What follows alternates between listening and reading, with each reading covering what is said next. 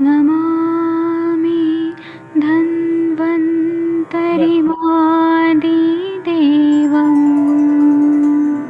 सुरासुरैर्वन्दितपादपद्मम् लोके जरारुभयमृत्युनाशम् दातारमीशम्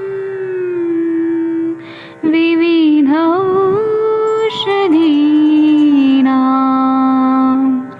शङ्खं चक्रं जलौकां दधतं मृतघटं चारुतोर्भिश्चतुर्भिः सूक्ष्मस्वच्छादिरुद्यं शुकपरिविलसन् मौलिमम्भोजनेत्रम् कालाम्बोदोज्ज्वलाङ्गं कटितटविलसत् चारुपीताम्बराढ्यम् वन्दे धन्वन्तरिन्तं निखिलगदमिव प्रौढदावाग्निनीलम्।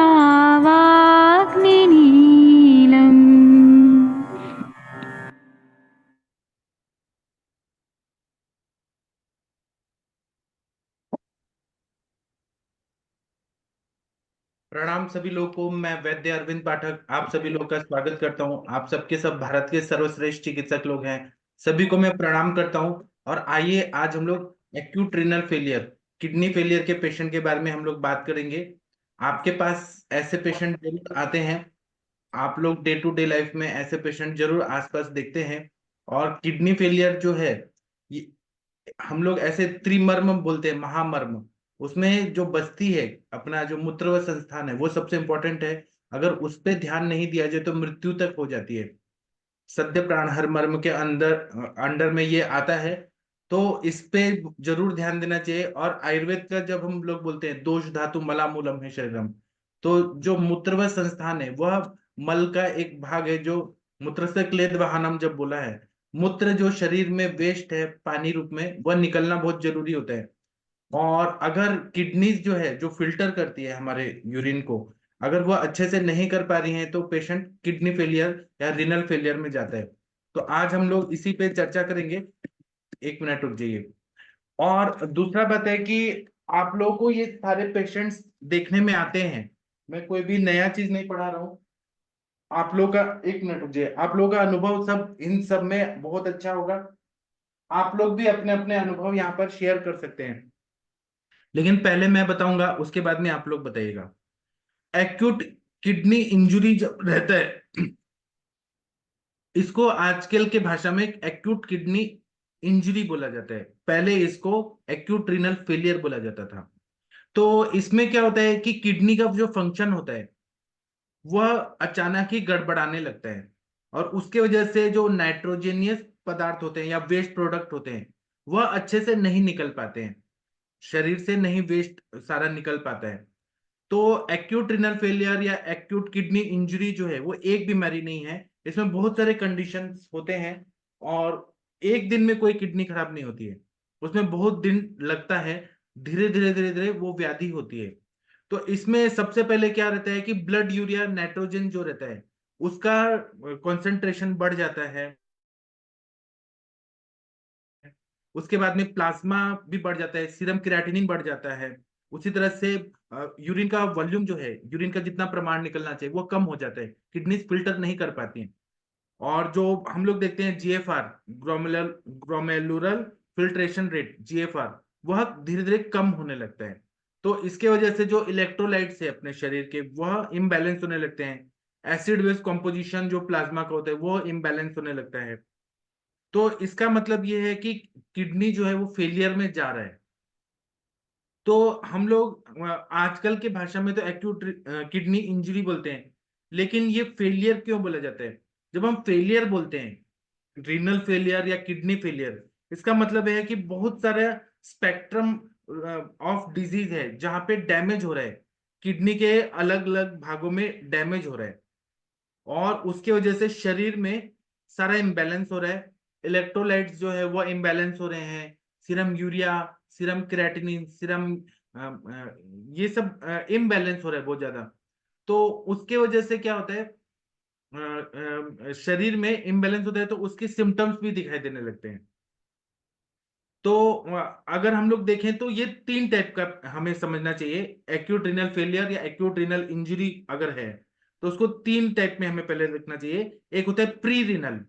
इसमें क्या होता है कि सीवियर जो यूरिन का वॉल्यूम डिप्लीशन होने लगता है, मतलब यूरिन जो है वो अच्छे से नहीं आ पाता है, उसमें हाइपोटेंशन भी रहता है, और जो ये नेफ्रॉन्स होते हैं उनका जो डैमेज होता है वो शुरू हो जाता है। ये प्री रीनल होता है। इसमें आप लोगों को डायग्राम में जो दिख रहा है वो देखिए, pre renal sudden onset drop in BP, मतलब लो बीपी होने लगता है। फ्लो ऑब्स्ट्रक्शन टू किडनीज, मतलब किडनी तरफ वो जा नहीं रहा है, जो भी फिल्ट्रेशन का ब्लड जाना चाहिए वो नहीं हो पाता है।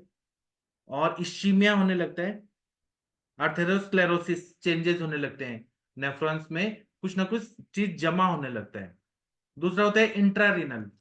इंट्रारीनल जो रहता है वह कहीं ना कहीं इश्चेमिक, मतलब वहां पे ऑक्सीजन नहीं मिल रहा है, इन्फ्लेमेशन हो रहा है, इन्फेक्शन हो रहा है, डायरेक्ट किडनी को डैमेज हो रहा है। कोई ड्रग जा रहा है, जैसे एलोपैथी के बहुत सारे ड्रग्स हैं, non steroidal anti inflammatory drugs, कोई ब्रूफेन, क्रोसिन या डिस्प्रिन कंटिन्यू खा रहे हैं, पेन किलर्स खा रहे हैं, तो उसके वजह से, या कोई ऐसे विषजन्य चीजें खाई खाई गई हैं, तो वो किडनी के सेल्स को डैमेज कर रही हैं, इन्फ्लेमेशन हो रहा है, इन्फेक्शन हो रहा है, या ऑटोइम्यून डिजीजेस रहते हैं, उसके वजह से जो स्ट्रक्चरल और फंक्शनल डैमेज होता है वह होता है इंट्रारीनल चेंजेस।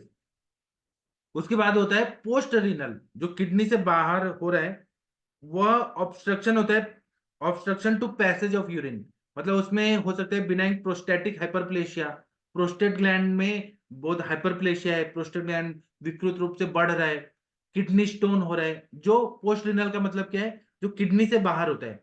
प्री रीनल क्या होता है, जो किडनी से बाहर होता है लेकिन किडनी से पहले। पोस्ट रीनल किडनी के बाद, और इंट्रा रीनल मतलब किडनी के अंदर। और नहीं तो ब्लैडर इंजरी होता है या ट्यूमर होता है, इसकी वजह से ऑब्स्ट्रक्शन हो रहा है, इसकी वजह से किडनी पे दबाव पड़ के ये सारा प्रॉब्लम्स हो रहे हैं। अब हमने रीनल पिरामिड्स पढ़ा है, कैलिक्स वगैरह सब पढ़ा है, तो इसमें भी चेंजेस आने लगते हैं धीरे धीरे। तो प्री रीनल जो एक्यूट रीनल फेलियर होते हैं उसके बारे में पढ़ेंगे हम लोग। तो ये बहुत कॉमन टाइप का किडनी इंजरी होता है, ये किडनी में डायरेक्ट नहीं हो रहा है, किडनी में जो सप्लाई करने वाले ब्लड वेसल्स हैं उसमें कुछ ना कुछ प्रॉब्लम हो रहा है। तो इसमें ये देखा जाता है कि इसमें रीनल लॉसेस होते हैं, मतलब ऐसा हो सकता है कि डायूरेटिक्स बहुत ज्यादा दिया गया, जैसे कि डाइटोर दिया गया, या फिर फ्रुसेमाइड, लैसिक्स बहुत ज्यादा दिया गया किसी पेशेंट को। जैसे कि कब दिया जाता है ये लैसिक्स, यूरिन नहीं हो रहा है तो लैसिक्स दिया जाता है, या फिर पेट में असाइटिस हो गया है, जलोदर हो गया है, तो वो लैसिक्स दिया जाता है। तो उसके साइड इफेक्ट की वजह से रीनल लॉसेस होता है। या फिर गैस्ट्रोइंटेस्टिनल लॉसेस होता है, किसी को बहुत ज्यादा डायरिया हो गया, वॉमिटिंग हो गया, आप लोगों ने भी किसी को विरेचन वाले द्रव्य दे दिया, अति प्रमाण में विरेचन हो गया, तो बॉडी में पानी है वो कम हो जाएगा। किडनी को कंटिन्यू फिल्ट्रेशन के लिए पानी चाहिए, मतलब ब्लड चाहिए, और उसमें अगर वॉल्यूम कम है यूरिन का या पानी का, तो वो किडनी फेलियर में जाता है पेशेंट। अति विरेचन का ये जो कॉम्प्लिकेशन है ये होता है। या फिर किसी को बर्न हो गया, स्किन के तरफ से बर्न हो गया, तो पानी का बहुत ज्यादा लॉस हो जाता है बर्न में, वो पूरा पानी उधर खींच लेता है, उसकी वजह से किडनी में प्रॉब्लम होती है। किडनी को, जैसे ब्रेन को कंटिन्यू ब्लड चाहिए, वैसे किडनीज को भी, हार्ट को भी कंटिन्यू ब्लड चाहिए। तो इनको अगर नहीं मिल पा रहे ब्लड जितना प्रमाण में चाहिए, उसकी वजह से किडनी पे असर होता है और प्री रीनल किडनी इंजरी होती है। या स्टीवन जॉनसन सिंड्रोम करके एक बीमारी होती है, उसमें हो सकता है, या ब्लड लॉस हो गया, या हिमरेज हो गया, कहीं पर भी खून का स्त्राव हो रहा है, ब्रेन में हो रहा है, या कहीं पर भी रक्त वाहिनियां फूट गई, तो वो प्रेशर से जो जाना चाहिए किडनी में, वो प्रेशर डिप्लीट होता है, और उसकी वजह से प्री रीनल किडनी इंजरी हो जाती है। इसी तरह से पैंक्रेटाइटिस करके एक बीमारी होती है, जिसमें पैंक्रियाज में इंफ्लेमेशन हो गया बहुत ज्यादा, तो उसके वजह से भी प्री रीनल किडनी इंजरी होती है। इसी तरह से कार्डियक आउटपुट अगर कम हो रहा है, जैसे कि पेशेंट हार्ट फेलियर में जा रहा है, हार्ट का जो पंपिंग है वो स्लो हो रहा है बहुत ज्यादा, या पल्मनर एम्बोलस हो रहा है, या एक्यूट मायोकार्डियल इंफाक्शन हो रहा है, मायोकार्डियल इंफाक्शन का झटका बैठा है, या फिर सीवियर वॉल्वुलर डिजीज है, या फिर असाइटिस है, उसके साइड इफेक्ट के रूप में भी, कॉम्प्लिकेशन के रूप में भी प्री रीनल किडनी इंजरी होती है। या सेप्सिस हो गया, डब्ल्यूबीसी काउंट बहुत ज्यादा बढ़ गया है और बॉडी में बहुत ज्यादा बैक्टीरिया वायरस इन सब ने अटैक किया है, तो इतना ज्यादा इन्फेक्शन हो गया है बॉडी में, सेप्सिस की कंडीशन में भी जो सिस्टेमिक वैसोडाइलेशन होता है वह होने लगता है, और शरीर प्रोटेक्ट करने की कोशिश करता है वैसोडाइलेशन करके, तो प्री रीनल कॉजेज होते हैं। फिर एनेस्थीसिया का साइड इफेक्ट हो गया बहुत ज्यादा, या ड्रग ओवरडोज हो गया, तो प्री रीनल किडनी फेलियर होने लगता है। या हाइपर कैल्सीमिया हो गया, या non steroidal anti inflammatory drug हो गया, या फिर नॉर एपिनेफ्रिन हो गया, उसको बहुत ज्यादा मात्रा में दिया गया, या हिपेटोरिनल सिंड्रोम हो गया, हाइपोवोल्मिया हो गया, heart failure, liver failure, sepsis हो गया, ये सब की वजह से प्री रीनल किडनी फेलियर होता है। इसी तरह से जो इंट्रारीनल या इंट्रिंसिक किडनी फेलियर होता है, जो किडनी के अंदर हो रहा है, उसका कारण हो सकता है कि रीनल आर्टरी में ऑब्स्ट्रक्शन हो रहा है, उसकी वजह से थ्रोम्बोसिस हो रहा है, वेस्कुलाइटिस, एम्बोलाई, ये सब हो रहा है। रीनल वेन में ऑब्स्ट्रक्शन हो रहा है, आर्टरीज जो है वो प्योर ब्लड किडनी की तरफ लाती है, और वेन्स क्या लेती है, इम्प्योर इम्प्योर ब्लड लेके जा रही है ना, ये मालूम है आप लोगों को।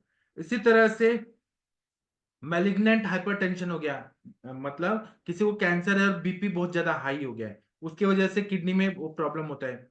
या फिर किसी ने किडनी ट्रांसप्लांट किया और वो ट्रांसप्लांट रिजेक्शन हो रहा है बॉडी से, तो उसकी वजह से भी किडनी डैमेज हो रहा है।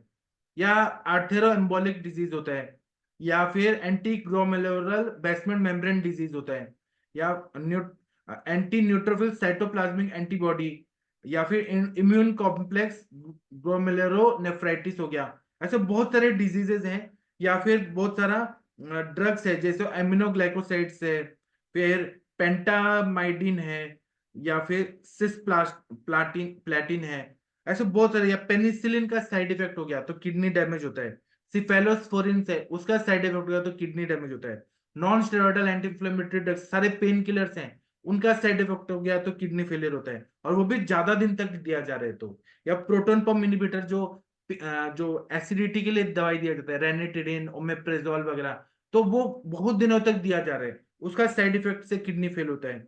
या फिर सल्फोनामाइड्स दिया जा रहा है, या फिर पाइलोनेफ्राइटिस हो रहा है, मतलब किडनी में इंफेक्शन हो रहा है, या फिर वायरल नेफ्रिडाइटिस ऐसा हो रहा है, या फिर ल्यूकेमिया हो रहा है, लिम्फोमा हो रहा है, ट्यूबुलोनेफ्राइटिस, यूवाइटिस, ऐसे बहुत सारी बीमारियां हैं जिसकी वजह से किडनी फेल होता है।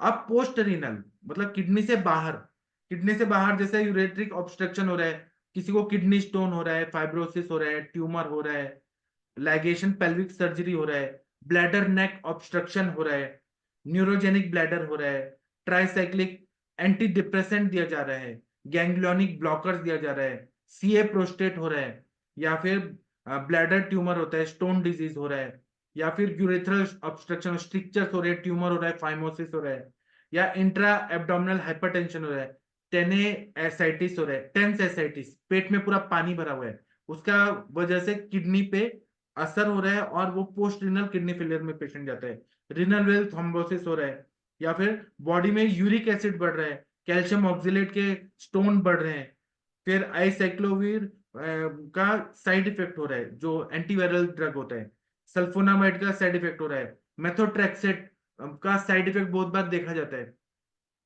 या फिर यूरेथ्रल ऑब्स्ट्रक्शन हो रहा है, या फिर ऐसा हो रहा है कि बिनाइन प्रोस्टेटिक हाइपरट्रॉफी हो रहा है, सर्वाइकल ब्लैडर हो रहा है, सर्वाइकल कैंसर हो रहा है, प्रोस्टेट का कैंसर हो रहा है, ब्लैडर का कैंसर हो रहा है, कोलोरेक्टल कार्सिनोमा हो रहा है, ब्लैडर स्टोन हो रहा है, फॉलिस कैथेटर के वजह से ऑब्स्ट्रक्शन हो गया तो उसकी वजह से पोस्ट रेनल किडनी फेलियर में पेशेंट जाते हैं।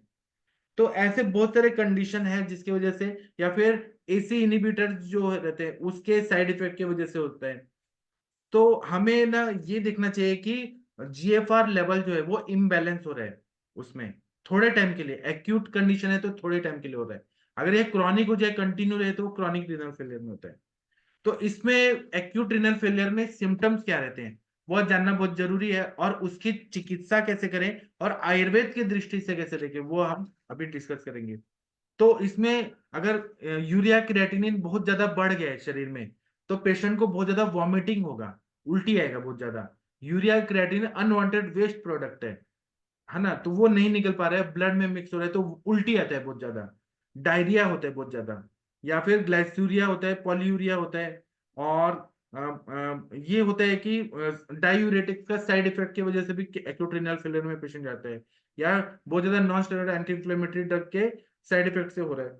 तो पेशेंट का खड़े होने पे लो बीपी हो रहा है, मतलब पेशेंट खड़ा होता है या बैठता है ना सोने के बाद, उठता है तो उसका चक्कर आता है बहुत ज्यादा, उसका टैकीकार्डिया होता है, मतलब हार्ट का जो ये है रेट बढ़ जाता है। या फिर उसको जुगुलर वेनस प्रेशर जो है, ब्रेन में जो जुगुलर वेन जा रही है उसका प्रेशर कम होता है। फिर स्किन का जो कलर ये टेक्सचर है वो खराब होने लगता है। म्यूकस मेम्ब्रेन पूरा शरीर का है वो बहुत ज्यादा ड्राई होने लगता है, प्यास बहुत ज्यादा लगती है। उसी तरह से पेशेंट को पेट फुला फुला रहता है, भूख नहीं लगती है उसको, पेट में ऐसे भरा भरा है, अग्निमांद्य बहुत ज्यादा हो जाता है ना, उसको अजीर्ण बहुत ज्यादा होता है एक तरह से बोलेंगे तो। और उसको सुप्रा प्यूबिक पेन होने लगता है, ब्लैडर एनलार्जमेंट रहता है, यूरिन अच्छे से नहीं हो पाता है उसको, है ना। उसी तरह से उसको फीवर भी आ सकता है, उसको पूरे जॉइंट्स में पेन हो सकता है। फिर उसके बाद में पूरे शरीर में उसको रैशेस आ सकते हैं, खुजली आ सकती है बहुत ज्यादा। और उसको ना पल्मोनरी हिमरेज हो सकता है लंग्स में, उसको पूरे जो पैरों में कहीं कहीं एम्बोलाई हो सकता है, पैरों में सूजन आ सकती है। तो इसके लिए एक्यूट रीनल फेलियर में पेशेंट जा रहे हैं, उसको भूख नहीं लग रही है, यूरिन ठीक से नहीं हो पा रहा है ना। और यूरिन कभी कभी होता है लेकिन कभी कभी वो फिल्ट्रेशन रेट अच्छे से नहीं हो पा रहे, जो भी होना चाहिए फिल्ट्रेशन रेट गड़बड़ हो रहा है। कभी कभी यूरिन नॉर्मल दिख रहा है लेकिन वो होता नहीं है, इलेक्ट्रोलाइट्स निकल नहीं पाते, या इलेक्ट्रोलाइट्स जो है इम्बैलेंस होते हैं, सोडियम का लेवल इम्बैलेंस होता है, और उसके फिर साइड इफेक्ट, मतलब सोडियम कम हो गया तो उसके बॉडी में इफेक्ट्स दिखते हैं, पोटेशियम कम होता है, ऐसे बहुत सारी चीजें रहती हैं। तो वो सब हम लोग कैसे पता चलता है, तो पूरा किडनी फंक्शन टेस्ट कराते हैं, यूरिन एनालिसिस कराते हैं, तो उससे हमें सारा चीज पता चलता है कि पेशेंट हमारा किडनी फेलियर में है। फिजिकल एग्जामिनेशन में अगर हम देखेंगे तो उसके आई, स्किन, ईयर्स, फिर cardiovascular system, abdomen, pulmonary system, ये सब हम देखते हैं। उसको जॉन्डिस है कि नहीं तो उसके लिए वो देखते हैं, चेक करते हैं आंखें येलो है क्या, नाखून वगैरह येलो है क्या, किडनी के साथ में उसको लीवर पे अफेक्ट हुआ है क्या, वो देखते हैं। डायबिटीज मिलाइटिस है क्या, हाइपरटेंशन है क्या, आंखों में रेटिनोपैथी है क्या, मतलब और भी एसोसिएटेड बीमारियां है क्या, वो देखते हैं। हियरिंग लॉस हो रहा है क्या, या अल्सरेशन हो रहा है क्या, उसको मुंह में छाले पड़ रहे हैं क्या, ये सबसे असेस करते हैं। उसके बाद में जब किडनी फेलियर और उसका यूरिया और क्रिएटिनिन कितना है वो हम लोग देखते हैं। अल्ट्रासोनोग्राफी करके भी हमें पता चलता है कि कहीं ऑब्स्ट्रक्शन है क्या, ब्लैडर में ऑब्स्ट्रक्शन है क्या, किडनी स्टोन है क्या उसको, या फिर उसका रेसिडुअल यूरिन वॉल्यूम कितना रह रहा है वो तो हमें सोनोग्राफी में ही पता चलेगा। तो ये सबसे, या डॉपलर अल्ट्रासोनोग्राफी करते हैं तो उसका नेचुरल रीनल ब्लड फ्लो कैसा है, या फिर उसको, तो ये सब जब हम करते हैं प्री रिनल इंट्रा रिनल, तो हमें पता एक आइडिया मिल जाता है कि हाँ हमारा पेशेंट एक्यूट रिनल फेलियर में है। और इसके अलावा न्यूक्लियर स्कैनिंग भी होता है, उससे पता चलता है। जीएफआर का टेस्ट होता है, उससे पता चलता है। ब्लैडर का प्रेशर नापने के लिए बहुत सारे टेस्ट होते हैं, वो पता, यूरिया क्रेटिनिन, ये सबसे पता चलता है। आर्टेरो रीनल एंजियोग्राफी होता है, रीनल बायोप्सी किया जाता है, ये सबसे हमें पता चलता है। एक के बाद हमें क्लू मिलते जाता है तो आगे आगे टेस्ट किया जाता है। अगर किडनी फेलियर के पेशेंट आ रहे हैं हमारे पास तो उसमें हम लोग डायूरेटिक एलोपैथी में देते हैं, ठीक है। उसमें जैसे कि फ्रूसेमाइड दिया जाता है, फिर डोपामाइन दिया जाता है, वासोडायलेटर्स दिया जाता है, कैल्शियम चैनल ब्लॉकर्स दिया जाता है, जैसा कंडीशन है, बीपी बढ़ा हुआ है कि क्या वो देखा जाए, नेफिडिपाइन दिया जाता है। ऐसे जो दवाइयां हैं वो सब देते हैं। हैरिसन के किताबों में पूरा अच्छे से एक्यूट रिनल फेलियर का मैनेजमेंट बताया है। अब हम आते हैं आयुर्वेद के दृष्टिकोण से। आयुर्वेद जो है ये बहुत ही ग्रेट साइंस है, हमारा साइंस। हम ये सारी चीजें जो पढ़ते हैं मॉडर्न की भाषा में, उसके पैरेलल आयुर्वेद में क्या बताएं वो हम देखते हैं। हमें एलोपैथी आना चाहिए, हर चीज आना चाहिए। हम ऐसा नहीं बोल सकते हैं कि हमें ये नहीं पढ़ना वो नहीं पढ़ना, एलोपैथी जरूर आना चाहिए। तो ये कभी कभी मूत्र कृच्छता नाम का व्याधि है, उसमें जाता है कि यूरिन अच्छे से नहीं हो पाता है।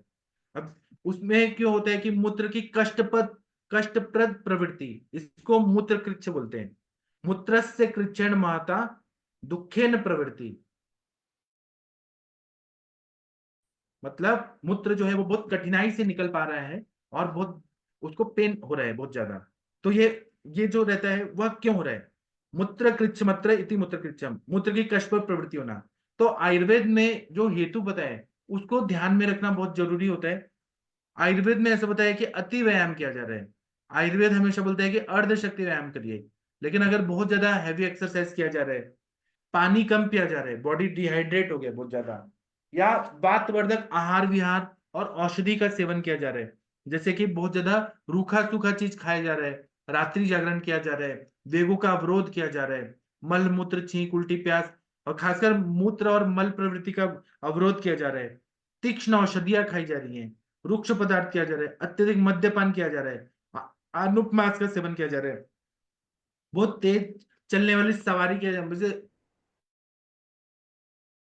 ट्रेन का सफर किया जा रहा है कंटिन्यू और पानी नहीं पिया जा रहा है, या प्लेन में बैठे हैं एरोप्लेन में और पानी नहीं पी रहे हैं और कंटिन्यू बैठे हैं सवारी कर रहे हैं, हवा तेज लग रही है बहुत ज्यादा कंटिन्यू, एसी की भी हवा तो नुकसान देती है, कंटिन्यू वो दिया जा रहा है, और ट्रैवलिंग हो रहा है या हम टूर पे गए, लॉन्ग ड्राइव में गए, पानी नहीं पिया उसकी वजह से, या अध्यशन दोष, बिना टाइम के खाना खा रहे हैं, या अजीर्ण बहुत ज्यादा, और ये सब क्या करता है किडनी पे असर करता है, या आगंतुक कारण है जैसे अभिघात वगैरह लग गया, उसकी वजह से भी ये प्रॉब्लम हो जाता है। आयुर्वेद में चरक चिकित्सा स्थान 26 में त्रिमर्मीय चिकित्सा में क्या बताया? पृथक मलाः स्वहि कुपिताः निदाने सर्वे अथवा कोपमुपेत्य वस्तो मूत्रस्य मार्गे परिपीडयन्ति यदा तदा मूत्रयति कृच्छात्। अगर किसी ने बहुत ज्यादा वात पित्त का के प्रकोपक दोष, मतलब ऐसे आहार विहार का सेवन किया, हेतुओं का सेवन किया, तो वो सब बस्ती में जाते हैं, खासकर वायु दोष लेके जाते हैं। कफम पंगु पित्तम पंगु पंगु वो मल धातु वायुनाम यत्र नियंते तत्र हेलो हेलो सर। गच्छन्ति में एक बार। तो वायु जो है वो तो हाँ बोलिए सर, कुछ बोलना है क्या? सर ठीक है, फिर तो से क्या थोड़ा करते हैं? सर थोड़ा फिर से रिपीट कर सकते हैं क्या? मूत्रकृच की संप्राप्ति। हाँ सर। पृथक मलाः स्वहे कुपिताः निदानहि सर्वे अथवा कोपमुपैत्य वस्तो मूत्रस्य मार्गे परिपीडयन्ति यदा तथा मूत्रयति कृच्छात्। मतलब यहाँ पे दोष जो है बहुत ज्यादा प्रकोपित हुए हैं, और वायु दोष है वो पित्त और कफ इसको लेके जा रहे हैं, मल को, मल रूपी जो है मूत्र वगैरह, मूत्र है मल है, वो शरीर में विकृत हुआ है पूरा शरीर में। तो उसकी वजह से क्या होता है कि वो सारे दोष जो है खासकर वात दोष बस्ती प्रदेश में पहुंचते हैं, बस्ती मतलब पूरा यूरिनरी सिस्टम उसमें पहुंचते हैं और मूत्र मार्ग का संकोच करते हैं या शोभ करते हैं, इंफ्लेम्ड करते हैं वहां पे, और मूत्र त्याग करते समय रोगी को कष्ट होता है, यही मूत्रकृच है। इसका मतलब ये है कि वाताति दोष प्रकोपित हुए हैं, बस्ती में गए हैं, मूत्र मार्ग में शोभ हुआ है, संकोच हुआ है, स्त्रोतरोध हुआ है, बस्ती स्थान में शोथ हुआ है। बस्ती स्थान में शोथ का मतलब है कि किडनी पे भी कहीं ना कहीं इंफ्लेमेशन है, यूरिनरी ब्लैडर में भी है, पूरे वो पूरा जगह में शोथ है। तो मूत्र प्रवृत्ति में वेदना होती है, कष्ट होता है, उसको मूत्र कृच्छता बोलते हैं। इसमें दोष देखें तो त्रिदोष है, लेकिन वात की प्रधानता है। इसमें मूत्र और जल विकृत हुआ है, क्लेद पूरा विकृत हुआ है, और बस्ती और मूत्र मार्ग में यहाँ पे तकलीफ हो रही है। मूत्र व स्त्रोतस की दृष्टि है, यहाँ पे स्त्रोतो दृष्टि के जो टाइप है, अति प्रवृत्ति संगो व शरणम ग्रंथोपि विमार्गमनम चेति स्त्रोतसम दुष्टि लक्षणम, उसमें संग मतलब ऑब्स्ट्रक्शन ऐसा कंडीशन है, ये आशुकारी है, मतलब इमरजेंसी रहती है एक्यूट रीनल फेलियर में, और इसको हम ठीक कर सकते हैं, साध्य में जाता है। अगर इसका ध्यान नहीं दिया तब क्रॉनिक रीनल फेलियर में जाएगा, लेकिन ये अगर हमने डायलिसिस वगैरह किया, हेमोडायलिसिस पेरिटोनियल डायलिसिस किया, तो ये ठीक होता है। या फिर हम लोग आगे और मैं बताऊंगा मूत्र कृच्छता की चिकित्सा आयुर्वेद की, वो किया तो ठीक हो जाता है पेशेंट। संहिता ग्रंथों में 8 तरह के मूत्र कृच्छता बताइए: वातज, पित्तज, कफज, सन्निपातज, अभिघातज, शकृतज, पुरीषज मतलब शकृतज मतलब पुरीषज, अश्मरीज और शर्कराज मूत्रकृच, 8 टाइप के बताएं। इसमें थोड़ा थोड़ा बार बार कष्ट के साथ मूत्र त्याग करना मूत्रकृच का सामान्य लक्षण है। तो वातज टाइप का मूत्रकृच होगा, उसमें बहुत ज्यादा पेन होगा, वंक्षण में, ग्रॉइन एरिया में बहुत ज्यादा पेन होगा, बस्ती में होगा, मेडर में बहुत पेन होगा, थोड़ी थोड़ी मात्रा में बार बार मूत्र त्याग होगा। ये न्यूरोजेनिक हो सकता है, ट्रॉमेटिक हो सकता है, डायसूरिया हो सकता है, या फिर यूरिनरी कॉलिक हो सकता है। तो इसमें रीनल कॉलिक पेन होता है, मतलब पेन जो होता है वो कॉलिकी पेन, मतलब एक संवेदना आती है, बहुत ज्यादा सीवियर पेन होता है। पैथिक मूत्रकृच्छ में बहुत ज्यादा जलन होती है, सदा मूत्र प्रवृत्ति, पीला रंग का होता है, इसमें बहुत पेनफुल होता है। कभी कभी यूटीआई होता है ना, लोग पब्लिक टॉयलेट यूज कर देते हैं, वहां पे स्वच्छता नहीं है। कभी आप हाईवे से जा रहे हैं और कहीं ढाबे पे रुके हैं और वहां पे स्वच्छता नहीं है, और आपने पब्लिक टॉयलेट यूज किया, कोमोड पे बैठ गए और वहां पे इन्फेक्शन होके यूटीआई हो गया। तो जब इन्फेक्शन होगा ना, तो आपको इतना ज्यादा सीवियर पेन होगा, वो यूरेथ्रा के साइड में पूरा स्वेल्ड हो जाएगा पूरा, और थोड़ा थोड़ा ड्रॉप बाय ड्रॉप यूरिन होगा और पूरा येलोइश होगा। आप लोगों ने अनुभव किया होगा या पेशेंट देखोगे। तो पैथिक मूत्रकृच्छता जो होता है वो acute urinary tract infection UTI की वजह से होता है। कफज मूत्रकृच्छता जो होती है वह बस्ती और लिंग में शोथ होता है, गुरुत्व के साथ मूत्र में पिछिलता होती है। ये इसमें सब एक्यूट यूरिनरी ट्रैक्ट इन्फेक्शन होता है, इसमें पस आता है बहुत ज्यादा। ये भी इन्फेक्शन की वजह से कफज मूत्र की विच्छता होती है। स्थानिपातिक जो रहती है वह, उसमें सारे लक्षण होते हैं, दुस्साध्य होता है, या एक्यूट या क्रॉनिक यूरिनरी इन्फेक्शन से होता है। अभिघातज मतलब कहीं चोट लग गया, कोई शल्य लग गया या अभिघात लग गया, कुछ पत्थर लग गया या कुछ इंजुरी हो गया, उसकी वजह से होता है अभिघातज मूत्र, वो एरिया में इंजुरी होने की वजह से। या फिर अगर पुरुषज है, पुरुष वेग को रोकने की वजह से, किसी ने सुबह से शाम तक वॉशरूम गए नहीं और उसको रोक के रखा है बहुत देर तक, तो पुरुष का वेग रोकने से अपान वायु विलोमित होकर उधर में आगमन करती है और पेन होता है बहुत ज्यादा, और मूत्रावरोध हो जाता है पुरुष वेग को रोकने से। तो वह भी एक मूत्रकृच्छता का टाइप है। इसमें सीवियर कॉन्स्टिपेशन की वजह से मूत्रकृच्छता होती है। एक होता है किडनी कैलकुलस की वजह से, अश्मरी की वजह से, उसमें कभी कभी ब्लड के साथ यूरिन आता है, कभी स्टोन आते हैं, कभी शर्करा आते हैं, ग्रेवल्स टाइप आते हैं, छोटे छोटे टुकड़े आते हैं। और जब वो आते हैं तो हार्ट में पेन होता है, कंपन होता है, पेट में दर्द होता है, अग्निमांद्य, मूर्छा, बहुत ज्यादा सीवियर पेन होता है, बर्दाश्त नहीं होता, इतना ज्यादा पेन होता है। कभी कभी शुक्र को रोक दिया, अगर क्या है कि किसी ने पॉर्न वीडियो देखा और उसको शुक्र नहीं निकाला और उसको रोक दिया, तो उसकी वजह से शुक्र जो है वह प्रकुपित होके मूत्र मार्ग में ही रुक जाता है। पुरुषों का शुक्र निकलने का मार्ग और मूत्र निकलने का मार्ग एक ही होता है। तो वो अगर रुक गया तो रोगी शुक्र के साथ मूत्र त्याग करेगा या अटक जाता है, तो उसमें बहुत ज्यादा स्वेलिंग होती है, बस्ती वंक्षण मेड में पीड़ा होती है, लिंग में बहुत ज्यादा जकड़ाहट होती है, और शुक्रावरोध होता है, स्टैग्नेशन ऑफ सीमेन, रुक जाता है। तो ये बहुत ज्यादा सीवियर कंडीशन होता है। इसमें ऐसा बताया कि पहले तो हमें चिकित्सा करना है और ये आगे जाके मूत्राघात में कन्वर्ट हो जाता है। तो मूत्र कृच्छता में सबसे पहले निदान परिवर्जन करना चाहिए। कोई पानी नहीं पी रहा है या बहुत ज्यादा डिहाइड्रेट हो गया है या विरेचन कर दिया है, तो पहले तो वो चीज बंद करना है, निदान परिवर्जन करना है, प्रकृति विघात करना है। फिर हम लोग उसको जो दवाइयां देंगे मूत्र विरेचनी वगैरह, उसके साथ में स्नेहन स्वेदन वातानुलोमक द्रव्य देंगे, स्निग्ध विरेचन देंगे। अगर जहां जरूरत है, जैसे मल अवरोध किया है, तो स्निग्ध विरेचन देंगे, शोधन करेंगे। कभी कभी उत्तर बस्ती देना पड़ता है, जब स्ट्रिक्चर हो गया, यूरेथ्रल स्ट्रिक्चर हो गया मूत्रकृच्छता, तो वहां पे उत्तर बस्ती देना बहुत जरूरी होता है। अब यहाँ पे वातहर कर्म, मूत्र विरेचनीय द्रव्य, मूत्र विशोधनीय द्रव्य, मूत्र विरंजनीय द्रव्य, अश्मरिहर द्रव्य, जैसा आवश्यकता है वैसा प्रयोग करना है। इसी तरह से पथ्यपथ में शीतल जल देना है, शीतल कपड़े को उधर लपेट के लगाना है। फिर बहुत ज्यादा लिक्विड डाइट देना है, और उसको थोड़ा घूमना फिरना देना है, और उसमें बहुत ज्यादा उष्ण तीक्ष्ण चीजें नहीं देनी है, रुक्ष चीजें, कषाय रस युक्त दवाइयां नहीं देनी है, मिथ्याहार विहार नहीं देना है, अति व्यायाम नहीं करना है, वेग का अवरोध नहीं करना है। मैं जो भी पढ़ा रहा हूँ ना, ये सब मैं आप लोग को नोट दूंगा, ये लेक्चर होने के बाद पीडीएफ दूंगा, आप लोग को सर्कुलेट करूंगा, आप लोग को भी ये काम आएगा। एक्यूट रिनल फेलियर के पेशेंट जब भी आपके पास आते हैं, तो आप लोग घबराइएगा मत, ये सब आप लोग को काम आएगा। जो भी मैं नोट दूंगा, आप लोगों को बीमारी समझने में बहुत सारा काम आएगा। वातज मूत्र कृच्छता रहती है तो वातनाशक तेल का अभ्यंग बताया है, स्निग्ध उपनाह बताया, परिषेक बताया, तेल का परिषेक करने के लिए बताया, अवगाहन पूरा कमर तक टब में बिठाने के लिए बोला है, गर्म पानी में या क्वाथ में, या फिर निरू बस्ती देना है, उत्तर बस्ती देना है। स्थिरादि वर्ग के द्रव्य, पाथर द्रव्यों का क्वाथ या पीने के लिए देना है। स्निग्ध मासरस देना है। पित्तज मूत्र कृच्छता है तो शीतल द्रव्यों से परिचय कब का बोला है। ग्रीष्म ऋतुचर्या जो बताइए, हमारे ऋतुचर्या अध्याय अष्टांग हृदय सूत्र स्थान थर्ड चैप्टर में वो करने को बोला है।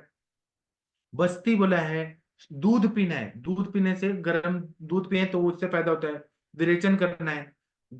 फिर अंगूर का रस, द्राक्षा रस देना है। विदारी का स्वरस, गन्ने का रस भरपेट दीजिए, जितना पी सके मैक्सिमम पेशेंट उतना दीजिए, उससे यूरिन होगा। पित्तज मूत्र कृच्छता या यूटीआई है ना वो ठीक हो जाता है। या तंडुलोदक दे, घृत का पान कराएं, उससे पित्तज मूत्र कृच्छता ठीक होती है। कफज मूत्र कृच्छता है तो क्षार, उष्ण, तीक्ष्ण और कटु रस वाले द्रव्य जैसे पंचकोल हो गया, त्रिकटु हो गया, शुंठी हो गया, ऐसे वो डाल के अन्नपान का सेवन कराना है। इसका मतलब ये नहीं कि लाल मिर्ची पाउडर देंगे। औषधि देना है, ऐसे खाने में विरुद्ध चीज नहीं देना है। हमें कटु रस देना है तो जो औषधि है जैसे शुंठी दे दिया, वो हमारा कफ का शमन करेगा। स्वेदन का प्रयोग करना है। निरू बस्ती, तक्र का प्रयोग करना है। तिक्त द्रव्यों से सिद्ध तेल का अभ्यंग करना है। बस्ती देना है, पीने के लिए देना है। सन्निपातन मूत्रकृच्छ है तो वायु का चिकित्सा पहले करना है। कफ के लिए वमन कराना है। पित्त है तो विरेचन कराना है। वात है तो बस्ती कराना है। अगर मूत्रकृच्छता अश्मरी की वजह से तो अश्मरी भेदन के लिए अश्मरी हरक्वात, हजरल योद भस्म, फिर त्रिविक्रम रस, फिर उसके बाद में भद्राश्म चूर्ण, पाषाण भेद चूर्ण, ऐसे बहुत सारे द्रव्य हैं। कुल्थी का क्वाथ है। ऐसे बहुत सारे अश्मरी को भेदन करने वाले द्रव्य हैं। और मूत्रल द्रव्य जैसे गोक्षुरादि गुग्गुल, पुनर्नवा गुग्गुल, पुनर्नवारिष्ट, पुनर्नवाष्टक क्वाथ, है ना, वरुणादि क्वाथ, तृण पंचमूल क्वाथ, ऐसे जो मूत्रल द्रव्य है वो देना है। वात बहुत ज्यादा बड़ा है तो बस्ती देना है। अगर शुक्र के वजह से मूत्रकृच्छता है, शुक्र रुकने की वजह से, तो पुराना मदिरा देना है। मधु कासव देना है। आसवरिश देना है। और जो ऐसे मांसरस देना है जो बहुत ज्यादा ब्रीहण करते हैं, मांसरस देना है। उत्तर बस्ती का प्रयोग करना है। बाजीकरण औषधियां खिला के, और ग्रंथों में बोला है मनोनुकूल स्त्रियों से मैथुन करना है। मैथुन करना ही चिकित्सा है शुक्र मूत्र कृच्छता का। जितना वो मास्टरबेट करेगा, मैथुन करेगा, शुक्र निकल जाएगा, मूत्र कृच्छता ठीक हो जाएगी। फिर उसके बाद में अभिघात हुआ है, अगर चोट लग गया है बहुत ज्यादा, तो उसमें क्या करना है कि मधु और मिश्री मिलाकर या मधुर वर्ग के द्रव्यों से सिद्ध क्वाथ पिला देना है, जिससे वो इंजुरी जो है वो हील हो जाए। गन्ने का रस देना है। और पित्तज मूत्रकृच्छ की चिकित्सा करना है। इसी तरह से अपने ग्रंथों में बहुत सारे द्रव्य बताए, जैसे कि चंद्रकला रस, पाषाण वज्र रस, त्रिविक्रम रस, श्वेत परपटी, मूत्र कृच्छांतक रस, तारकेश्वर रस, यवक्षार, ये सब अवस्था के हिसाब से देना है। एक्यूट रीनल फेलियर का दवाई नहीं बता रहा हूं। अगर वो जैसे अश्मरी है उसकी वजह से है तो ये सारे द्रव्य देने हैं। या चंदनादिवटी, चंदनादिवटी हम हर तरह के एक्यूट रीनल फेलियर में देते हैं। चंद्रप्रभावटी, गोक्षुरादि गुग्गुल, कुपिलु हिंगवादिवटी, या फिर त्रिउटादि चूर्ण, पाषाण वेदादि चूर्ण, व्योषादि चूर्ण, एरवारू बीज योग, मतलब जो ये रहता है हीरा का बीज, वो देते हैं। गोक्षुरादि क्वाथ, पुनर्नवादि क्वाथ, शतावर्यादि क्वाथ, धात्र्यादि क्वाथ, तृण पंचमूल क्वाथ, पाषाण भेदादि क्वाथ, दुरालभादि क्वाथ, पुनर्नवासव, चंदनासव, मधुकासव, फिर पुराणी मदिरा, घृत में त्रिकंटकाद्य घृत, स्वदृष्टादि गुग्गुल, स्वदृष्टादि घृत, ये देते हैं। निदान परिवर्जन करा के पर्याप्त मात्रा में जल पिलाते हैं। मूत्र कृच्छांतक रस, यवक्षार, श्वेत परपटी, गोक्षुर चूर्ण देते हैं। और गोक्षुरादि गुग्गुल, चंदनादिवटी, एरंड तेल, ये सब देते हैं तो पेशेंट ठीक हो जाता है। एरंड तेल रात्रि में शुंठी के साथ गर्म पानी के साथ देते हैं, उससे वायु का अनुलोमन होता है, पेशेंट को बहुत अच्छा फायदा होता है।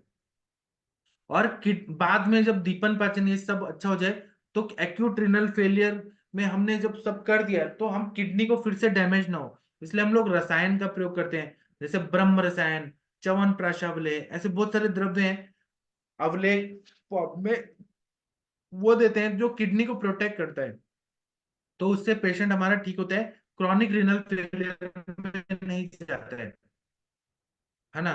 अभी आप लोग कुछ बताना चाहते हैं तो बता सकते हैं, मैं यहाँ पे अनम्यूट करने का ऑप्शन देता हूँ। आप लोगों ने एक्यूट रिनल फेलियर के पेशेंट देखे हैं क्या? डॉक्टर पल्लवी मैम सुन पा रही है? वीना मैम कुछ बोलिए प्लीज। हाँ सर, हाँ बोलिए बस्ती मैम। सद्यो प्राणहर मर्म है, और बस्ती बस्ती स्नायु मर्म भी है सर। और स्नायु की उत्पत्ति मेद के स्नेहभाग से होती है। तो यहीं पे घृत कितना यूज कर सकते हैं? घृत तो अग्नि के हिसाब से मैम, वो देखते हैं अग्नि बढ़ा के हम लोग अवपीड़क स्नेह देते हैं। हाँ, 2 चम्मच से शुरू करके 25 ml तक देते हैं अग्नि के हिसाब से।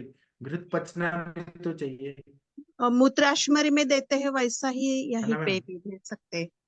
Okay, thank you. हाँ जी। और किसी को कुछ बताना है बताइए। पल्लवी मैम, आपने पेशेंट देखे हैं क्या? एक्यूट रिनल फेलियर या यूटीआई वाले पेशेंट देखे हैं, जिनको यूटीआई हुआ है और यूरिन नहीं हो रहा है? वैशाली मैम कुछ बोलिए, रश्मि मैम कुछ लोग बोलिए, आप लोग, अभय जी आप कुछ बोलिए। अनम्यूट कर पा रहे हैं क्या? गंगवार सर, आपने पेशेंट देखे हैं क्या?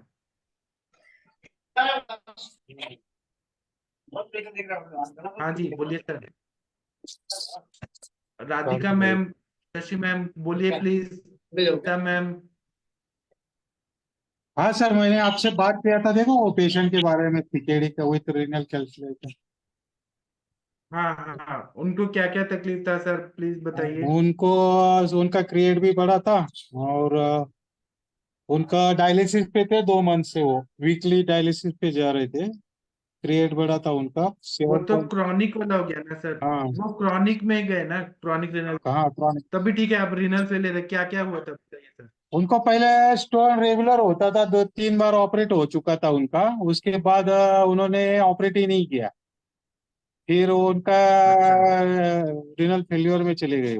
फिर लास्ट 2 मंथ से उनका सब चेंजेस, यानी रेट बढ़ गया, ब्लड यूरिया वगैरह सब बढ़ गए। फिर डायलिसिस पे लिए, वीकली जाते लास्ट 2 मंथ से। जी। और सर उनका हेतु आपने निकाला क्या, क्यों हुआ ऐसा? किडनी स्टोन भी क्यों हुआ? मूत्रवेग का सर अवरोध करते? वो बिल्डर लाइन में काम करते थे, इरेगुलर खाना था उनका, और ये था सब। अध्यशन। बाकी जी हाँ, ऐसा कुछ नहीं था, कभी भी मिला वक्त उस टाइम खाने का, ऐसा था। जी। मतलब हमारे आयुर्वेद शाश्वत है, नित्य है। जो बताया है कि अजीर्ण होता है, अध्यशन होता है, वेग अवरोध कर रहे हैं, क्षुधा का वेग अवरोध कर रहे हैं, प्यास का हम्म वेग अवरोध कर रहे हैं, तो हो ऐसा है ना, किडनी पे असर होता है। हम्म। हाँ जी। फिर आपने उनको बोला था दीपन पाचन चालू करिए, तो मैंने हाँ वैसा किया। मैं उनको आम पाचक वटी रस रक्त पाचक चालू किया है, दाढ़ी जी। मास्टिक चूर्ण और गोक्षुरादि चालू किए, बाकी कुछ नहीं किया हाँ, मैंने। इसमें रसकल्प नहीं देना चाहिए ज्यादातर, क्योंकि रस कल्प नहीं किडनी। बोले थे ना, आपने ही दिया ना। हाँ, और मैंने और कुछ और बोला था, बस्ती वगैरह आपको बाद में देने को। हाँ, वो बोले आप उनका पहले अग्नि बढ़ने दो, फिर देखेंगे 15 दिन के बाद। हाँ, तिक्तक क्षीर अभी बस्ती है। अच्छा। नॉर्मल दूध का भी बस्ते देते हैं ना, तो बहुत फायदा होता है। यही अपना बस्ती। हाँ जी। ठीक है और sir. Shashi Tiwari ma'am, thank you sir. Shashi Tiwari ma'am कुछ बोलना चाहेंगी इस टॉपिक पे? आपने हाँ जी sir, good evening patient sir, देखे हैं प्रणाम क्या? सर। हाँ जी सर, हाँ यूटीआई के बताइए। पेशेंट तो देखे हैं सर, एक्यूट रिनल फेल्योर के नहीं देखे। क्रॉनिक रिनल फेल्योर वाली केस तो मैं खुद ही अभी, मतलब वो जो पेशेंट आपसे डिस्कस किया था उनका ट्रीटमेंट चल रहा है। बट एक्यूट रिनल फेल्योर का सर नहीं देखा हुआ है। यूटीआई तो हर किसी ने देखा होता है, और नॉर्मली यूटीआई यूटीआई में में तो क्या क्या होता है, सिम्टम्स बताइए ना। यूटीआई में सर सबसे ज्यादा जो पेशेंट को परेशान करता है वो तो एक तो दाह बहुत ज्यादा रहता है, यूरिन करते हुए तो मतलब जलन होती है, और कई बार लोअर एब्डोमेन में पेन बहुत ज्यादा रहता है। कुछ कुछ यूटीआई के पेशेंट्स को फीवर भी बहुत ज्यादा आ जाता है, और जब फीवर आता है करीब 103 के आसपास आता है, और उसमें चिलिंग होती है, मतलब ठंडापन बहुत लगता है उनको जब काफी खराब कंडीशन होती है, मतलब बढ़िया से इन्फेक्शन होता है। अदरवाइज सिंपल भी इन्फेक्शन होता है तो उसमें बर्निंग सेंसेशन रहता है, और वो जो बर्निंग सेंसेशन यूरिनेशन के साथ रहता है वो बहुत ही, मतलब बहुत ज्यादा लगता है, परेशान करता है पेशेंट को। और लोअर एब्डोमेन का पेन रहता है तो उसमें जैसे फ्रिज की ठंडी बोतल से अगर सिकाई कर दे तो उसमें तुरंत आराम आ जाता है। और बहुत हल्का इन्फेक्शन रहे तो ये जो अल्कलाइन सिरप होते हैं, जैसे नीरी की एफटी वगैरह है, या नीरी सिंपल है, नीरी टैबलेट वगैरह है, उससे काम चल जाता है। और कई बार कुछ नहीं भी रहता है तो सौंफ वगैरह का पानी देते हैं पेशेंट को, या धनिया का पानी देते हैं, तो उससे भी आराम आ जाता है। और ज्यादा परेशानी रहती है तो फिर चंद्रप्रभावटी वगैरह सर देना पड़ता है। अदरवाइज इतने से आराम आ जाता है, और 1 वीक के लिए फिर उसको बिल्कुल, मतलब ऑयली स्पाइसी सारा फूड मना करते हैं हम। इन चीजों का ख्याल रखना होता है। और पब्लिक टॉयलेट नहीं यूज करे, जैसे कहीं पर भी मंदिर, गुरुद्वारे या इस तरह की जगह भी होती हैं, या नॉर्मल वर्किंग प्लेस पर भी हम बोलते हैं कि अगर एक बाथरूम को 4-5 लोग यूज कर रहे हैं तो वो भी यूटीआई होने का बहुत चांस रहता है। तो बहुत क्लीननेस रखना होता है, लोकल हाइजीन बहुत मेंटेन करना जरूरी होता है कि जैसे वहां पर ड्राइनेस रहनी चाहिए। तो अगर किसी का इस तरीके से डिस्चार्ज वगैरह की प्रॉब्लम है तो वहां पर भी बहुत जल्दी होता है यूटीआई सर, तो उससे आराम आ जाता है। और ज्यादा तकलीफ रहती है तो उसमें सर वंग भस्म वगैरह, त्रिफला, गुड़ुची और इस तरह की चीजें जब चलाते हैं तो उससे मतलब हो जाता है, पेशेंट ठीक हो जाता है। जैसे क्रॉनिक यूटीआई के केसेस भी मैंने देखे हैं, तो उसमें वंग टेबलेट है, त्रिवंग भस्म वगैरह है, ये सब सारी चीजें देने से अच्छे रिजल्ट आ जाते हैं, ठीक हो जाता है पेशेंट। जी और सर। क्रॉनिक रीनल फेलियर के पेशेंट में आपने क्या दवाई दिया है, कैसा है, सब बताइए। सर मैंने जो क्रॉनिक रिनल फेल्योर के केस में दिया है, तो वहां पर तो मैंने उनको गुप्तचुरात की गुल दिया है, मैंने चंद्र प्रभावटी दी है, और अपान काल में ही सारी दवाएं उनको चलाई हूँ क्योंकि अपान की दृष्टि है, और हिंगवाष्टक दिया हुआ है, और मैंने उनको रसपाचक, रक्तपाचक और मेदोपाचक दे रखा है। जी सर। अच्छा, और पतंजलि का कोई यूज करता है दवाइयाँ, रिनोग्रेट वगैरह, उसका अनुभव है तो बताइए प्लीज। सर वो मैं नहीं यूज करती हूँ, मैं तो प्रॉपर क्लासिकल मेडिसिन यूज करती हूँ, जो ठीक, पतंजलि में होंगे वो लोग यूज करते हैं जो सर। लोग करते हैं कृपया अपने अपना अनुभव बता सकते हैं। जो लोग रिनोग्रेट करते हैं, सर्कल क्वाथ, कोक्षुर क्वाथ, ये सब जो देते हैं, किसी का अनुभव है तो शेयर करिए प्लीज। तनिका मैम, आप क्या करती हैं किडनी फेलियर के पेशेंट में? Good evening sir. हाँ बोलिए मैम। प्रणाम सर। सर एक्चुअली मेरा एक पेशेंट चल ही रहा है, क्रोनिक किडनी फेलियर का ही है। तो एक्यूट के बारे में तो सर मेरा एक्सपीरियंस ये है कि ये ठीक हो जाता है, रिवर्स हो जाता है एक्यूट वाला जो होता है, क्योंकि मैंने पेशेंट देखे हुए हैं सडन डिहाइड्रेशन के कारण, या इनको लूज मोशन वगैरह जिनको बहुत ज्यादा लग जाते हैं, उनके जैसे सडन वो एक्यूट इंजरी हो जाती है किडनी में, तो वो रिवर्स हो जाता है सर। तो जैसे जैसे उसका फ्लूइड लेवल जो है मेंटेन होता है, वो जैसे जैसे अपने अपने क्या बोलते हैं एंटीबायोटिक्स वगैरह के जो डोजेस लेते हैं, और उनका डिहाइड्रेशन लेवल जो है वो ठीक होना शुरू होता है, और वो अपने आप ठीक हो जाते हैं एक्यूट वाले में। और क्रोनिक वाले में सर जैसे वो अगर बार बार चीजें जो है वो हिट कर रही हैं, तो वो जब वो क्रोनिक में चला जाता है तो डेफिनेटली सर वो अभी फिर वो थोड़ा सा ट्रीट करना मुश्किल हो जाता है। तो मेरा जो पेशेंट है सर, आज कल उसने करवाया था, डायलिसिस पे तो है, लेकिन कल जो था वो 5.2 आया था उसका। तो जब सर पहले 15 था, फिर 9 हुआ, अभी 5.2 है उसका सर, डायलिसिस पे चल रहा है। पर अभी मेरी दवाइयां साथ में चल रही हैं, और सर उनका जो एचपी था वो भी सर पहले वही 7-6 रह रहा था, अभी 8.2 8.9 तक जा रहा है सर। जी मैम। और जो उनको सांस चढ़ रहा था, और सांस की दिक्कत सर उनकी बिल्कुल ही खत्म हो गई है। जी सर। आपने क्या दिया मैम, वो तो बताइए हमें। हाँ जी सर। सर उनको अभी मैं पुनर्नवा मंडूर चला रही हूँ, आरोग्यवर्धनी वटी चला रही हूँ, साथ में सर एक अंजग्राम आता है, वो पंसारी की दुकान से, मैंने पहले भी शायद बोला था, तो पंसारी की दुकान से वो मिल जाएगा। उसका जी। बहुत अच्छा रोल है सर इसमें। फिर गोक्षुरादि गुगुल है, तो बीच में सर उनको मैंने वो नवाय स्लो चलाया हुआ है, और उसमें धात्री लो चलाया हुआ है, साथ में सर उनको त्रिकटु चलाया था बीच बीच में सर, जैसे जैसे मतलब उसकी कंडीशन होती जाती है वैसी वैसी मैं चलाती जाती हूँ चीजें, और आपसे सर सर गाइडेंस इसमें लेके। सर इसमें आरोग्यवर्धिनी दे सकते हो पारस सल्फर? मैम, नहीं सकते, लेकिन अगर आपका शुद्ध है तो दीजिए ना। मैम देते हैं, मैंने दिया है, और मैम अच्छे रिजल्ट आ रहे हैं उनके, मतलब हम लॉन्ग नहीं टर्म के तो लिए नहीं अगर देते वो हैं ना। क्रिएट वगैरह खाए है तो मैम नहीं देते ना इसमें। देते हैं, लेकिन वो अगर मैम, पारागंधक शुद्ध है तो क्या प्रॉब्लम है। अच्छा। शोधन मारण अच्छा हुआ है तो कोई प्रॉब्लम नहीं है। लेकिन अब आजकल शोधन मारण का ही तो बहुत बड़ा लोचा है, लोग कैसे बना के दे रहे हैं। पर मैम मेरे को बहुत अच्छे रिजल्ट मिले हैं इनसे ना, तो बाकी उनका क्रेटिनिन बढ़ा नहीं है, रेदर कम हुआ है।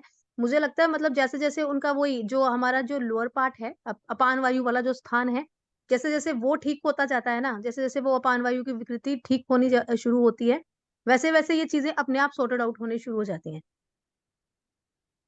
ठीक है। जी सर।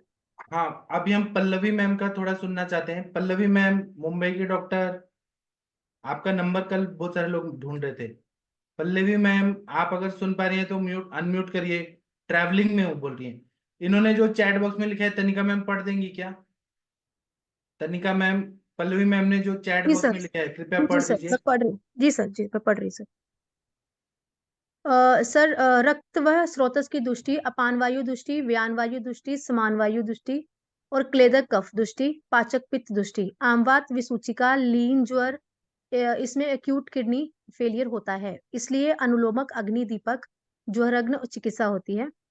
गोक्षुर काढ़ा, विडंगादि चूर्ण, नींब चूर्ण, वर्णादि कषाय। जी सर। ये इन्होंने बताया, पल्लवी मैम ने इतना इनपुट दिया। व्यान वायु, अति चिंता, अति ध्यान और भय, ये कॉजेज बताए हैं मैम ने जी सर। जी, देखिए कितनी इंटेलिजेंट है, और ट्रैवलिंग करते हुए भी लोकल ट्रेन में मुंबई में, तब भी वो लिख रही हैं, कुछ कुछ बता रही हैं। ठीक है, thank you ma'am, thank you. तकदीर जी, आप कुछ बोलना चाह रहे हैं इस टॉपिक पर? सर वो मैम आरोग्यवर्धनी का कह रहे थे ना, हाँ तो उसमें आरोग्यवर्धनी सर ये होता है ना कि जैसे शोधन नहीं हो रहा, पार्द का संस्कार करना होता है, जी वो नहीं कर रहे, अब हम करवाते हैं पार्द का संस्कार, जी तो हम उससे बनवाते हैं, जी, तो उसमें ये कोई साइड इफेक्ट्स नहीं आते।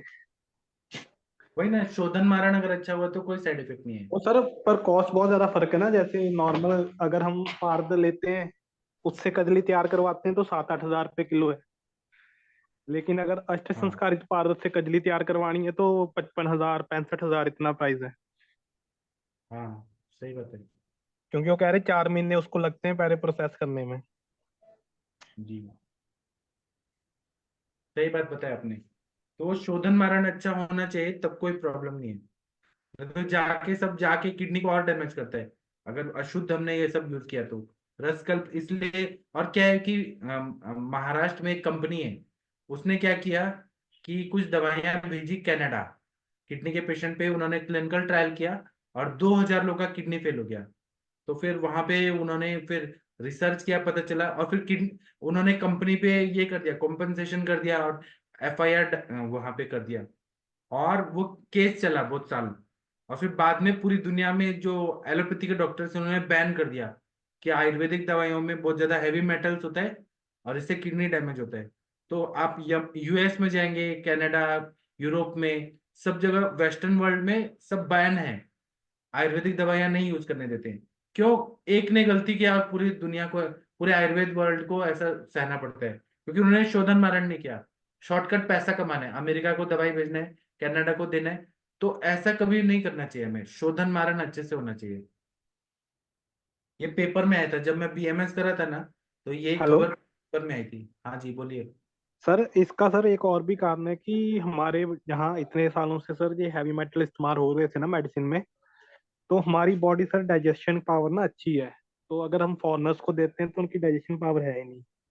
क्योंकि जब हमने स्टडी की थी ना सर हमारी, तो उसमें हमने एक रिसर्च हमारे सीनियर ने की थी, उसमें सर ये पता लगा था कि जो हमारी जितनी डोज में हम डाइजेस्ट कर जाते हैं ना हैवी मेटल्स, उतने तो सर हाँ उनके हाँ, वो पॉइजनस है, उतनी क्वांटिटी। अच्छा। अगर उनको मान लो कि 1 ppm अगर उनके लिए पॉइजनस है, तो इंडियंस 5 ppm तक पचा रहे हैं उसको। जी तो ये भी कारण है, क्योंकि अगर वहाँ फॉरेन में अगर हमने मेडिसिन देनी है, अगर वो वहीं का जमपाल है, तो उसको हमने डोज अपनी मेडिसिन से आधे से भी कम देनी है, फिर वो उनको कोई साइड इफेक्ट नहीं करेगी। और दूसरा बात है कि बॉडी, भारत का जो है, ये हम लोग गरम मसाले खा लेते हैं, पचा लेते हैं। हाँ सर फॉरेनर वो गरम भी है। मसाले पचा पाते हैं, तेल वो भी नहीं सर पचा पाते। उन्होंने सर यही रिसर्च की थी ना, कि तभी वो हुआ था कि वो अगर वहां पर 1 ppm कोई हैवी मेटल पॉइजनस है, तो हमारे इंडियंस 5 ppm तक उसको डाइजेस्ट कर पा रहे हैं। जी यही मेन कारण है कि वहां पर ये मेडिसिन जो है बैन है, उनको बॉडी डाइजेस्ट नहीं कर पाती उनकी। जी, बहुत अच्छा बताया तकदीर जी आपने। और कोई कुछ बोलना चाहते हैं, बोल सकते हैं इस टॉपिक पे। सर वहाँ पोद्दार में 93 से 96 में गिनी पिग जो रहता है उसके ऊपर रिसर्च हुआ था, शुद्ध कजली और अशुद्ध कजली के ऊपर। जी डॉक्टर पंडित सर थे, तो उसमें ऐसा कुछ दिखा नहीं था। 15-15 दिन में ये उनका ये किया जाता था, और जी पोस्टमार्टम करके देखते थे, और उसमें ऐसा कुछ इफेक्ट नहीं दिखा था इतना सीरियस। जी, तो वही ना, शोधन मारण अच्छे से किया है तो यूज कर सकते हैं, कोई नहीं, प्रॉब्लम अशुद्ध नहीं। कजली का भी सर उन्होंने उसमें अपने इसमें किस किस में अशुद्ध कजली भी यूज करते हैं ना। तो इसीलिए उन्होंने जी 300 गिनी पिग के ऊपर टेस्ट किया था, यानी 150 के डिवाइडेड थे, वेटरनरी डॉक्टर आते थे हर 15 डेज के ऊपर, उसको सब रिसर्च करते थे उसके ऊपर। उन्होंने उसका थेसिस पीएचडी पे किया था। पेपर मिलता है तो देखना पड़ेगा उसको, नहीं तो मैं सर से जी कांटेक्ट करता हूँ, अभी हाँ एमपी सर में है।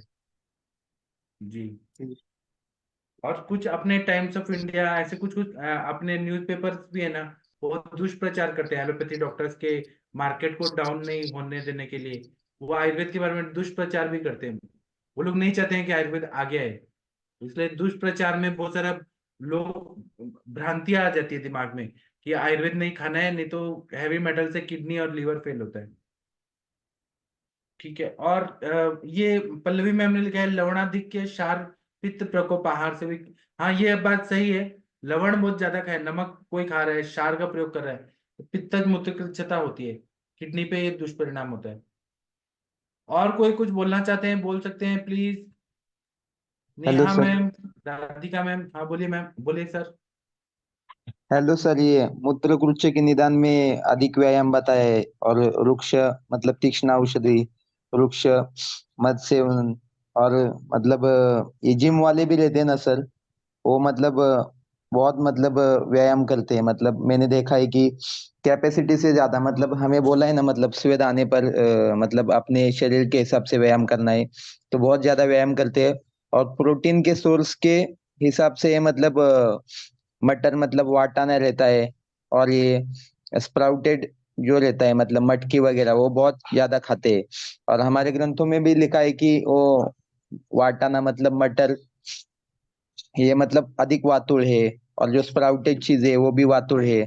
और इनका ये भी रहता है सर कि ये मतलब बीच बीच में स्मॉल बराबर डाइट बराबर। लेते हैं, हर 2-2 घंटे में। मतलब ये अ, इनका मतलब पहले का भोजन जीर्ण नहीं होता, पर ये फिर से खाना खाते, फिर से खाना खाते, तो इनमें भी ये हो सकता है ना, मतलब मूत्रकुच्छ। बराबर। और हमारे सर बताते हैं जमदग्नि सर कि जो जिम में एक्सरसाइज किया जाता है वो शाखाओं की एक्सरसाइज होती है। शाखा की एक्सरसाइज मतलब रक्त, आगे रक्त, मांस, मेद, अस्थि, मज्जा, इनका एक्सरसाइज जो होता है वो नुकसान देता है। और आयुर्वेद में जो व्यायाम बताया है या प्राणायाम और योगा, योगासन वगैरह बताया है, वो कोष्ठ का व्यायाम बताया है। मतलब जैसे कि लंघन बताया है या फिर प्राणायाम, सूर्य नमस्कार, ये सब ये कोष्ठ का, कोष्ठ को शुद्ध करके और बल देने के लिए और धातुओं को स्थिरता देने के लिए ये बताया है। तो और अर्ध शक्ति व्यायाम बताया है। जब अर्ध शक्ति व्यायाम करते हैं तो कोष्ठ की शुद्धि होती है, अग्नि प्रदीप्त होता है, धातुओं को बल मिलता है और कोष्ठ और शाखा गति अच्छी होती है। लेकिन अगर केवल और केवल आप हैवी जिम में वजन उठा रहे हैं बहुत सारा, तो उससे मसल तो बढ़ेगा लेकिन कोष्ठ जो है वो, उसका व्यायाम नहीं होगा और अग्निमंद होता है। और अग्नि और वायु का प्रकोप होता है, अति व्यायाम करने से वायु का प्रकोप होता है, अग्नि खराब होती है। और ऊपर से आप प्रोटीन खिला रहे हैं, रुक्ष चीजें खिला रहे हैं, स्प्राउटेड चीजें, तो वात विकार बढ़ते हैं, ज्वाइंट पेन बढ़ता है, किडनी पे असर होता है। आज के जमाने में किडनी फेलियर कितने पेशेंट बढ़ रहे हैं। हाँ सूरज जी बोलिए। हेलो सर, और मतलब 2-4 कल्प थे इसके त्रिमर्मीय चिकित्सा अध्याय के, वो हाँ मतलब चल बहुत सकते हैं। सिंपल सिंपल थे, इसलिए मैंने मतलब टिक करके रखा था, मतलब यूज करने लायक हो तो। एरवारू हाँ बीजादि क्वाथ था एक, जी मतलब ककड़ी के बीज, और मराठी में था वो ये थोड़ा शेंदाड्याच्या बिया, करडीच्या बिया, मतलब ये बहुत बोल देता, पर इसका रेफरेंस मतलब है ना, त्रिमर्मीय चिकित्सा अध्याय का 52 श्लोक। आप और मराठी में ही बोलिए, लोग देख लेंगे, मराठी में ही बोलिए। हाँ सर, मतलब त्रिमर्मीय अध्याय चरक चिकित्सा सन 26, इसमें सा 52 नंबर का श्लोक है, इसमें दिया है इसका। एरवा रुजा एरवा रुबीजादी क्वाथ, मतलब काकडीच्या बिया, शेंदाड्याच्या बिया, करडीच्या बिया, अडुळशाची पाने आणि केशर, इनका चूर्ण द्राक्षा रस के साथ पीने का है। ये योग अश्मरी, मूत्र शर्करा और सब प्रकार के मूत्र कृच्छ में लाभदायक है। मतलब इसमें कंटेंट बहुत कम है, तो इसका मतलब विचार किया जा सकता है। और दूसरा योग है, 53 नंबर का श्लोक है, दूसरा एरवारु बीजादी योग, इसमें दिया है कि पित्तज मूत्र कृच्छ में काकडीच्या बिया, ज्येष्ठमध, देवदार, इसका समभाग चूर्ण लेना है। और तंदूर मतलब जो तांदूळ का पानी रहता है दोना बरोबर प्यावे। जी और दूसरा योग दिया है तंदुलोदक, हाँ, दारू हळद का चूर्ण मध के साथ मिक्स करके आवड़ा सोरस के साथ लेना है, इससे पित्तज मूत्रकुच्छ में अच्छा लाभ मिलता है। और सर गोक्षुरादि योग एक लिखा है, 62 नंबर का श्लोक है। इसमें दिया है कि गोक्षुर, तालीम खाना, एरंड, रिंगनी, डोरली इनके मतलब द्रव्यांची मूल समभाग लेके उसको दूध में कूट के मतलब मीठे दही के साथ 7 दिन तक लेना है, इससे अश्मरी के टुकड़े हो जाते हैं। ये 62 नंबर का श्लोक है इसका। और एक योग है 67 नंबर का श्लोक, शोभांजनाचे अन्य योग। इसमें दिया है की शेवग्याच्या मुळांचे चूर्ण थंड पाण्याबरोबर घेतल्यास अश्मरी आणि शर्करेमध्ये लाभ होतो। और एक दिया है कि मतलब खड़ी शक्कर और जव खार सम प्रमाण में 4 रत्ती लेके उसके ऊपर मतलब गर्म पानी पिया तो सब प्रकार के मूत्रकुच्छ में उत्तम लाभ होता है। ये शर्करा और जव खार सम प्रमाण में 4 रत्ती, इसका रेफरेंस मतलब 67 श्लोक है त्रिमर में अध्याय चिकित्सा स्थान का।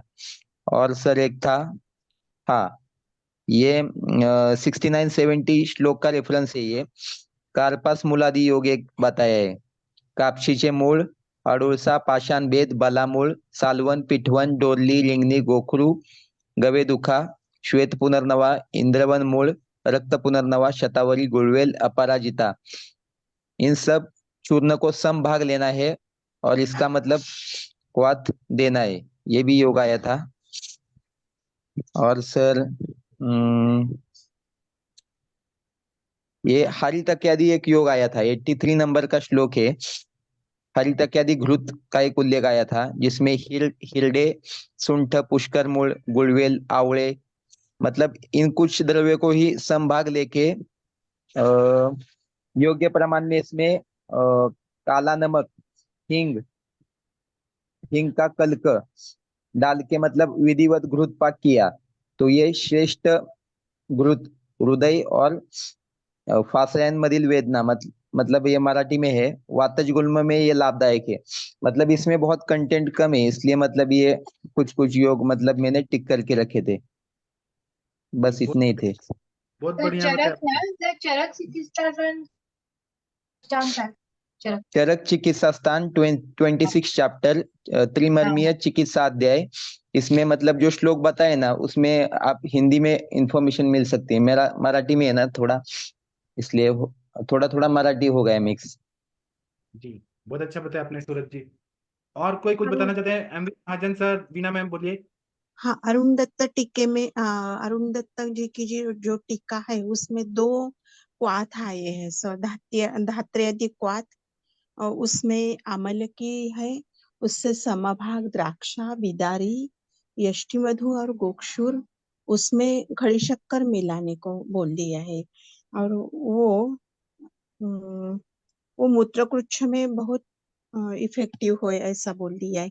हरितकी आदि क्वाथ पित्तज और कफज मूत्रकुच्छ में हरितकी, गोक्षुर, आरगवद, पाषाण भेद और दुरालभा, अनुपान उसका मधु दे दिया है।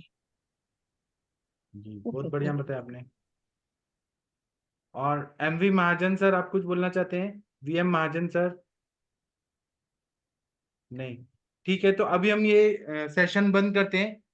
आप लोग आए, जुड़े और आप लोगों ने ज्ञान बढ़ाया सभी का, आप लोगों को थैंक यू, प्रणाम। अब हम लोग 8:15 बजे मिलेंगे ये आयुष दर्पण के प्लेटफॉर्म पे, तब तक के लिए थैंक यू, प्रणाम सभी लोग को।